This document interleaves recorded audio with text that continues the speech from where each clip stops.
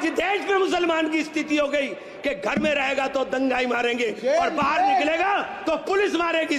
मुझसे पूछा जा रहा है कि 500 साल पहले तुम्हारी मस्जिद थी नहीं थी? ख्वाजा अजमेरी की दरगाह कह रहे नहीं है। हमारे बुजुर्गों को दाढ़ी से नोचा जा रहा है।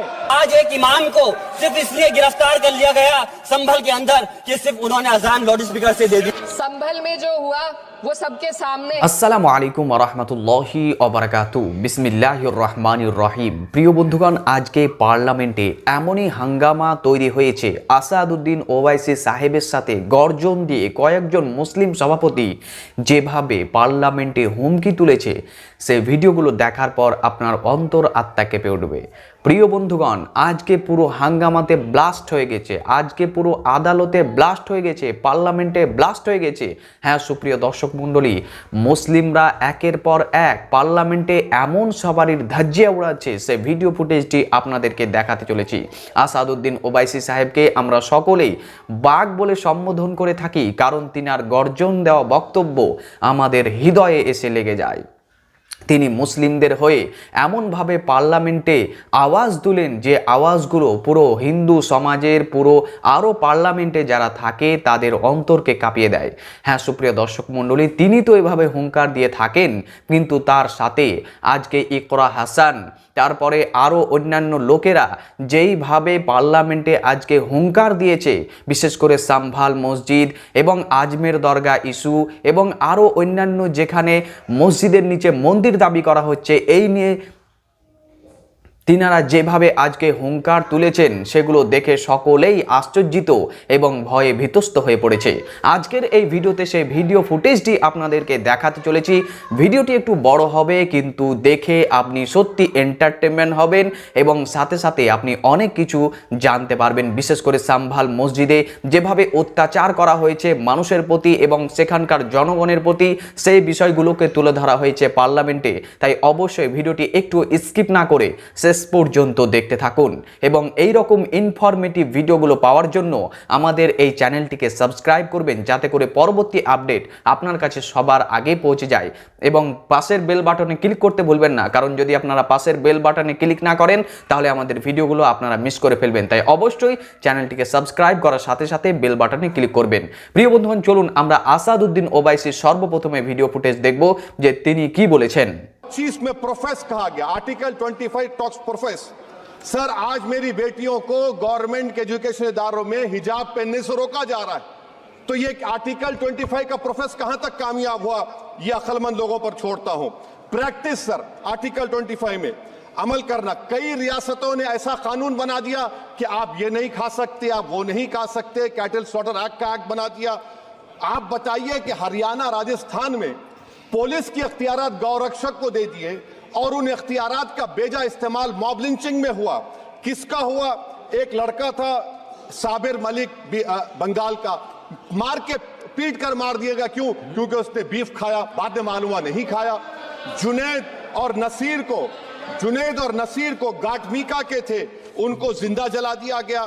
सर, फिर प्रोपगेट, आप ये आर्टिकल 25 का थर्ड सेक्शन प्रोपगेट, आज आप देख रहे हैं कि मुझसे पूछा जा रहा है कि 500 साल पहले तुम्हारी मस्जिद थी नहीं थी?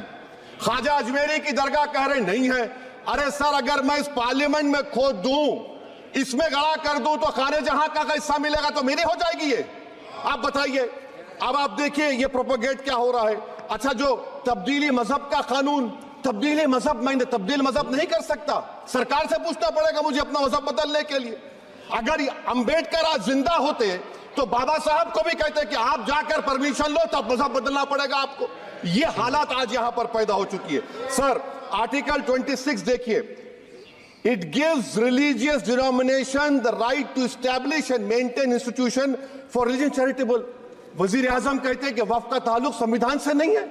अरे कौन पढ़ा रहा है वजीर आजम को? आर्टिकल 26 पढ़ा लीजिए। आर्टिकल 26 की बात कही गई। मकसद क्या है कि वक्फ की जायदादों को अक्सरियती तबके के लिए छीन कर दे दिया जाए।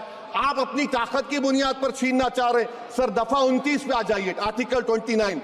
लैंग्वेज का, जबान का तहफ्फुज़ है, उर्दू को खत्म कर दिया गया। वो उर्दू जिसके हमारे मुजाहिदीन आजादी ने नारा दिया था, इनकलाब जिंदाबाद का, उस जबान को आप खत्म कर रहे हैं।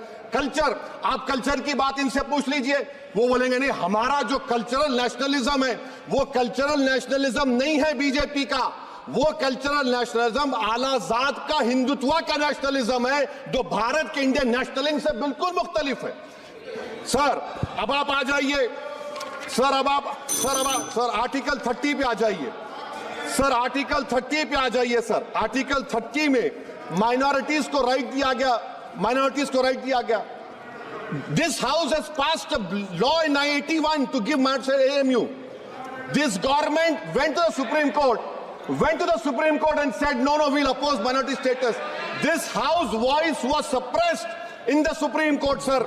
That is why I say that the executive has argued. मैं पूछना चाहता हूँ माननीय सभापति जी, मैं सांसद हूँ, मैं अपने मुकदमे का, मैंने कहा था मुझे डर नहीं है, मेरे खिलाफ मुकदमा लिखा गया, मैं वहां मौजूद नहीं था, और ये मुकदमा जो हमारे चाहे विपक्ष के सांसद हो या सत्ता पक्ष के सांसद हो, आप याद रखिए जनता की आवाज हो, जनता के बीच में जाकर के आपके जवाबदेही बनती है, और मैंने अपनी जनता को आवाज को उठाने का काम किया, तो क्या गलत किया था माननीय सभापति जी? सिर्फ इस बुनियाद पे मुकदमा लीजिए गया। आज मैं आपको बताना, पॉइंट पे बोल रहा हूँ, संविधान पर ही बोल रहा हूँ माननीय सभापति जी। आज मैं चाहता हूँ उन लोगों को इंसाफ मिलना चाहिए, जो इसके जिन्होंने ज्यादती की है उनको सजा मिलनी चाहिए, और आज एक इमाम को सिर्फ इसलिए गिरफ्तार कर लिया गया संभल के अंदर कि सिर्फ उन्होंने अजान लाउड स्पीकर से दे दी थी। अफसोस है कि आज हमारे साथ ऐसी ज्यादती हो रही है। माननीय अध्यक्ष जी, हमारे संविधान किसानों को मजबूती की बात करता है, जो इस देश की रीढ़ की हड्डी है। 130 किसान जो 10 दिन से ज्यादा समय से जेल में बंद हैं, आप किसानों को हक नहीं दे पा रहे, तो किसको हक देने का काम करोगे? मैं अफसोस करता हूँ आज पूरे प्रदेश और मुल्क के अंदर जिस तरह से हमारे लोगों की हिफाजत नहीं की जा रही, एक मॉब लिंचिंग सिर्फ धर्म के नाम पर, अगर कोई मुस्लिम है, ओबीसी है या पिछड़ा समाज का, एससी समाज का है, तो नाम पूछ करके उसकी हत्या कर दी जाती है, बुलडोजर चलाए जा रहे हैं। हेट स्पीच, अगर कोई हम कुछ बोलते हैं तो हेट स्पीच करके मुकदमा दर्ज कर देते हैं, और जो हमारे धार्मिक आका हमारे सल्लल्लाहु अलैहि वसल्लम की शान में गुस्ताखी करता है, उनके खिलाफ कोई कार्रवाई नहीं। मेरे पास समय कम है, इसलिए तेजी के साथ में मुझे बोलना पड़ रहा है। माननीय सभापति महोदय जी, ये सवाल बंटवारे का नहीं, बल्कि हम वतनों के लिए, जिनका जमीर मर गया है, उनके जमीर को जिंदा करने के लिए है। हम चाहते हैं इस देश की आजादी, हमारी देश की, सभापति जी बस मैं अपनी बात खत्म कर रहा हूं, 1 मिनट। हमारी देश की आजादी के लिए मैं ये कोई बंटवारे की बात नहीं कर रहा, लेकिन हमारे मुस्लिम और हिंदू समाज सब लोगों ने मिलकर के इस देश को आजाद कराने का काम किया था। आज उनके साथ ज्यादती क्यों की जा रही है? এরপর প্রিয় বন্ধুগণ, আমরা ইকরা হাসানের বক্তব্য শুনবো। ইকরা হাসানও খুব সুন্দরভাবে তার বক্তব্যকে তুলে ধরেছে, তিনিও যেভাবে মুসলিমদের হয়ে আজকে বক্তব্য দিয়েছেন সে ভিডিও ফুটেজটিও আপনি দেখতে থাকুন। इस कदर बिगड़ चुके हैं कि hate speech, mob lynching, bulldozer द्वारा घरों को गिराने की घटनाएं आम हो गई हैं, खास तौर पर उत्तर प्रदेश में, जहां ऐसा लगता है जैसे कानून के नाम पर जंगल राज चल रहा हो। संभल में जो हुआ वो सबके सामने है। पुलिस के संरक्षण में निर्दोष लोगों की हत्या की गई और सरकार ने चुप्पी साध ली। अल्पसंख्यकों पर हिंसा बढ़ती जा रही है, मगर सत्ता में बैठे लोग या तो आंखें मूंदे हुए हैं या फिर इन घटनाओं को बढ़ावा दे रहे हैं। हद तो तब हो जाती है जब न्यायपालिका की बात भी अनसुनी कर दी जाती है। सुप्रीम कोर्ट ने मॉब लिंचिंग पर 11 सूत्रीय निर्देश जारी किए थे। इसमें साफ कहा गया था कि राज्य सरकारें और पुलिस इस तरह की घटनाओं को रोकने और दोषियों पर सख्त कार्रवाई करने के लिए जिम्मेदार हैं, लेकिन आज भी इन निर्देशों पर अमल नहीं हो रहा है। हाल ये है कि मॉब लिंचिंग को रोकने की बजाय सत्ता में बैठे लोग आग में घी डालने का काम कर रहे हैं। उनकी जुबान से ऐसी बातें निकलती हैं जो नफरत को और बढ़ावा देती है। ये अशांति अब इतनी गहराई तक फैल चुकी है कि हमारे समाज के धर्मनिरपेक्ष चरित्र पर गंभीर, हमारे आशियाने हम बनाते रहेंगे मोहब्बत के तराने। Thank you very much sir. मैं डॉक्टर जावेद, आपने नाम लिया, मैं हिंदुस्तान का एक प्राउड मुस्लिम हूं और मुझे शुक्र है कि बाबा साहब अम्बेडकर ने और हमारे पूर्वजों ने एक बेहतरीन तोहफा दिया है, और वो तोहफा है कॉन्स्टिट्यूशन ऑफ इंडिया, जिसके वजह से आज हम अपने आप को महसूस समझते हैं, महफूज समझते हैं। लेकिन जो ये मौजूदा सरकार पिछले 10 सालों से चल रही है, हमारे साथियों के साथ जो अन्याय हो रहा है वो बर्दाश्त के काबिल नहीं है। आज हमसे डिस्क्रिमिनेट किया जा रहा है, हमारे लोगों को पब्लिकली अब्यूज किया जा रहा है, हमारे साथ लिंचिंग की जा रही है, मारा जा रहा है, हमारे बुजुर्गों को दाढ़ी से नोचा जा रहा है, हमारे लोगों को नमाज पढ़ते हुए लात मारी जा रही है, हमारी जमीनों को छीनी जा रही है, हमारी दरगाहों पे कब्जा की जा रही है, हमारे बच्चों से एक ऐसा शब्द बुलवाना चाहते हैं जो नहीं बोलते, और नहीं बोलने के कारण उस पर अत्याचार होता है।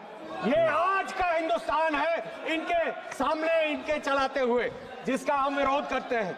और सर वही नहीं, पिछले कुछ दिनों में 686 हेड स्पीचेस हुए।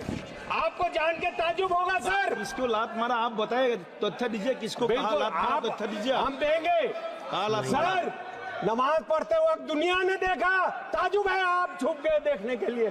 सर 686 हेड क्राइम्स हुए हैं पिछले वारदात, लेकिन उनमें से हेट मॉन्गर्स के खिलाफ कुछ भी नहीं किया इस मौजूदा सरकार ने। और किसके खिलाफ कर रहे हैं कार्रवाई?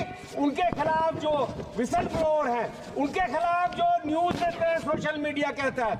मीडिया तो बिका हुआ हम सब जानते हैं, इन्हीं के कंट्रोल में है। लेकिन और सर आप कंटिन्यू करो। वो चलाते रहे हमारे आशियाने। Sir we are together in JPC. वो जलाते रहे हमारे आशियाने, हम बनाते रहेंगे मोहब्बत के तराने। हम लोग संविधान को बनाने वाले लोग हैं, हम संविधान को बनाने वाले, मानने वाले, और संविधान को अपने सीने से लगाने वाले हैं। किसी के लिए एक किताब हो सकती है, लेकिन हमारे लिए तो एक पवित्र ग्रंथ है। इसी ग्रंथ के माध्यम से हमें देश के अंदर बराबरी का अधिकार मिला। मान्यवर 2 मिनट। इसी ग्रंथ के माध्यम से हमें अधिकार मिला। आज हमारे अधिकारों के ऊपर कुठाराघात हो रहा है। वक्फ के नाम के ऊपर, वक्फ के नाम पे हमारी संपत्तियां छीनने की साजिश की जा रही है। आज हमें पूरे तरीके से जगदम्बिका पाल साहब ने हमारे माननीय नहीं अभी बैठो, सुनो, सुनना भी रखो। वक्फ के नाम के ऊपर हमारी प्रॉपर्टी छीनने की साजिश की जा रही है। वक्फ कानून ला करके सारी प्रॉपर्टी हड़पना चाहते हैं। आज पूरे देश के अंदर एक नफरत का माहौल हमारे खिलाफ खड़ा किया जा रहा है। संभल की घटना हो या बहराइच की घटना हो, आज देश में मुसलमान की स्थिति हो गई कि घर में रहेगा तो दंगाई मारेंगे और बाहर निकलेगा तो पुलिस मारेगी। साथ मैं आपसे कहना चाहता हूँ, बस बहराइच में यही हुआ, संभल में यही हुआ। आज सीधे गोली मारी जाती है। हमारी जान की कीमत आज समझने को कोई तैयार नहीं। मैं आपसे कहना चाहता हूं मान्यवर कि आज जिस प्रकार से इन तमाम संवैधानिक संस्थाओं का दुरुपयोग हो रहा है, एक सबसे बड़ा उदाहरण मनोज परमार नाम का आदमी जो कारोबारी था, उसके बच्चों ने राहुल जी को उनकी यात्रा के अंदर भारत जोड़ो यात्रा में गुल्लक दी। उसके घर पर ईडी की रेड हुई, उसने सुसाइड किया, अपनी पत्नी के साथ सुसाइड किया, और सुसाइड नोट में लिखा कि ईडी के अधिकारी ने उसके कंधे पर पैर रखकर कहा कि तुम भाजपा ज्वाइन कर लो। প্রিয় বন্ধুগণ, আপনারা দেখলেন ভিডিও ফুটেজগুলোতে কিভাবে মুসলিমরা আজকে পার্লামেন্টে গর্জন দিয়ে উঠেছে, কিভাবে তারা একের পর এক প্রতিবাদ জানাচ্ছে।